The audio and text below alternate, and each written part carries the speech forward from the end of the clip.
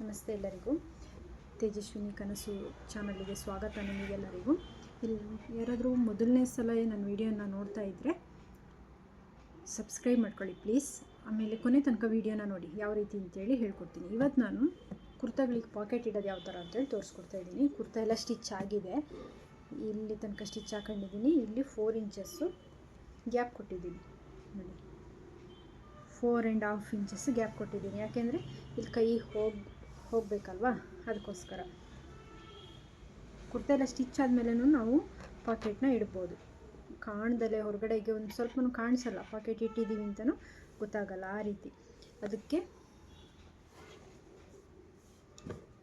ಇಲ್ಲಿ 16 length, 8 width ತಗೊಂಡಿದ್ದೀನಿ. ಇದನ್ನು ಇವಾಗ ಕ್ರಾಸಾಗಿ ನಮಗೆ ಯಾವ ಶೇಪಿಗೆ ಬೇಕೋ ಆ ಶೇಪಿಗೆ ಕಟ್ ಮಾಡ್ಕೋಬೇಕು, ಪಾಕೆಟ್ ಶೇಪಿಗೆ.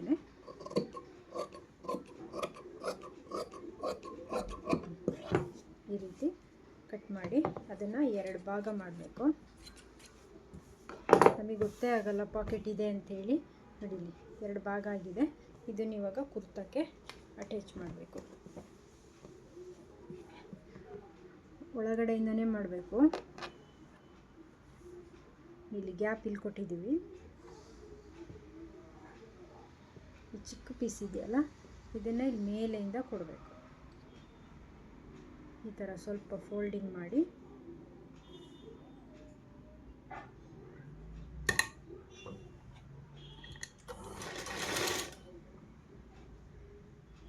ಎಲ್ಲಿ ತನಕ ಸ್ಟಿಚ್ ಹಾಕೊಂಡಿದ್ದೀವಿ ನಾವು ಮೊದಲು ಅಲ್ಲಿ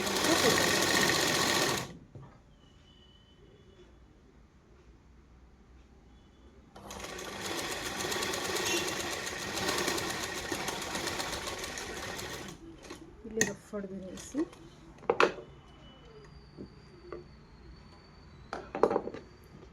ಒಂದು ಕಡೆ ಪಾಕೆಟ್ ಅಟ್ಯಾಚ್ ಆಗಿದೆ. ಈಗ ಇನ್ನೊಂದು ಸೈಡ್ ನೋಡಿ.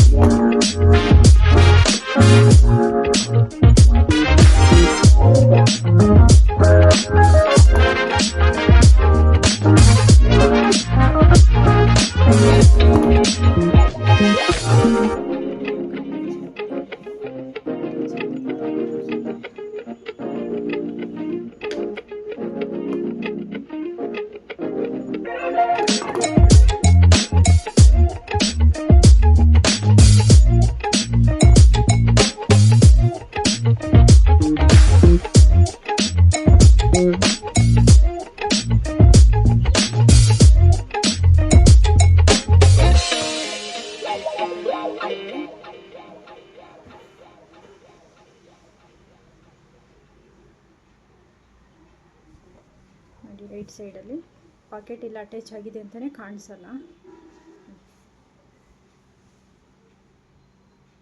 ದೊಡ್ಡದಾಗಿ ಮೊಬೈಲೆಲ್ಲ ಇಡೋ ಥರನೇ ಇದೆ ಪಾಕೆಟು. ಕೆಳಗಡೆ ಓವರ್ಲ್ಯಾಪ್ ಮಾಡಬೇಕಷ್ಟೇ.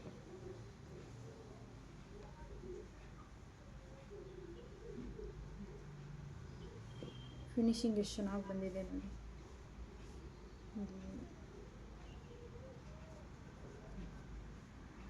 ಗೊತ್ತೇ ಆಗಲ್ಲ ಇಲ್ಲಿ ಪಾಕೆಟ್ ಇಟ್ಟಿದ್ದೀವಿ ಅಂತೇಳಿ.